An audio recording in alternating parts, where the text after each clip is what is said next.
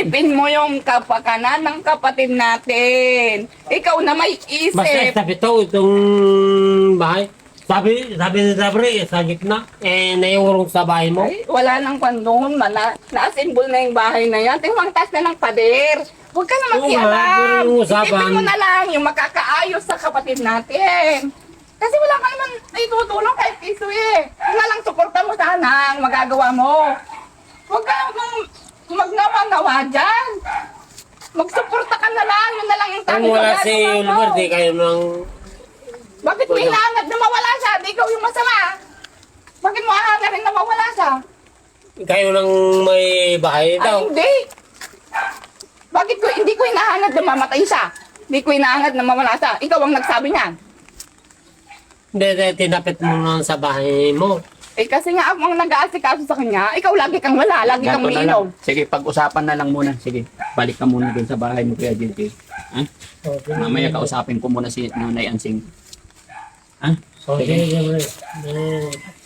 Nung tinatanong Mga kita, kababayan, lagi kang kasi wala. nasimulan namin to, wala si Kuya JJ. Nagulat na lang ako ngayong nandito siya.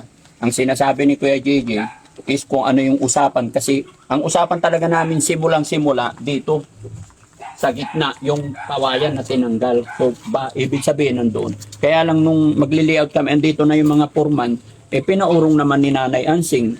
Sabi ni Nanay Ansing, para pag tulungan niya yung kapatid niya, malapit daw. Ang katwiran naman ni Kuya JJ, pagdating daw ng panahon, siyempre nasa lupa ni Nanay Ansing, kanya na daw, mapupunta sa anak daw niya. So, yun. Kuya JJ, Nanay Ansing, medyo pag-usapan na lang ninyo ulit. Sige, susundin ko yung sinabi mo na i-stop muna. Pero kapag mag-usap muna kami, at pag alis ko, mag-usap din kayo. No, Usapan ninyo. Ano masasabi mo dito, Nanay Ansing? Pinapa-stop ng kapatid Sabi mo. itong kwan, Huwag ka lang kwan. Ang laki na ng gastos. Hindi ko man iniisip yan, Daddy Frankie. Pasensya ka na, Nanay Ansing. Kasakiman na ganyan. Wala sa isip ko yan. Ang iniisip ko, Daddy Frankie, ang mapabuti yung kapatid namin. Kasi siya nga lang yung kapatid namin na ganyan. Na kawawa yung buhay, hindi niya kayang imaniho yung buhay niya. Di ba? Nakakulong nga yan dati, di ba? Basta sa akin, Nanay Ansing, gagaw ang mission ko dito, gawan lang ng bahay si Kuya Oliver. Kaya yung tinatanong ko nung magsimula, kasi itong ganitong ayaw ko talaga yung magkaroon ng problema yung mga pabahay na pinapagawa ko. Kasi siya na rin kay Daddy Frankie sa nangyari. Pero okay lang yan, basta tatry kong kausapin. Tapos, Forman, halika Forman. Opo ba? Ano yun? Para walang gulo, Opo. may paraan pa ba to na maigit na talaga? Wala na. Andiyan na, nakatayo na po. Hindi na pwede. Hindi na pwede. Mas malaking gastos na po siya. Titibagin na naman natin ulit.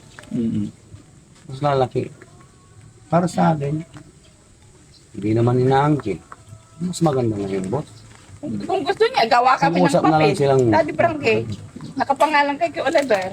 Hindi, ganun naman talaga. Sa itong bahay kasi, talagang hanggat ako'y nabubuhay, balik-balikan ko yan si Kuya Oliver. Mabuti kung gano'n. O babalik-balikan ko siya. Pero ang pinag-uusapan lang natin dito, ayaw ko yung nag-aaway kayong magkakapatid kasi pangit sa imahe ng bahay na pinapatayo is pinag-aaway-awayan. Tahimik na kami.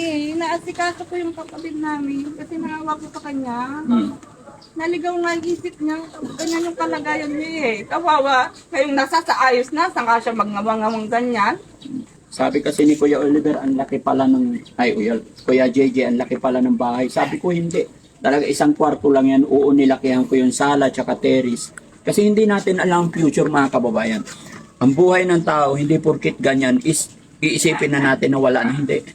Never tayong mag-underestimate ng kapwa.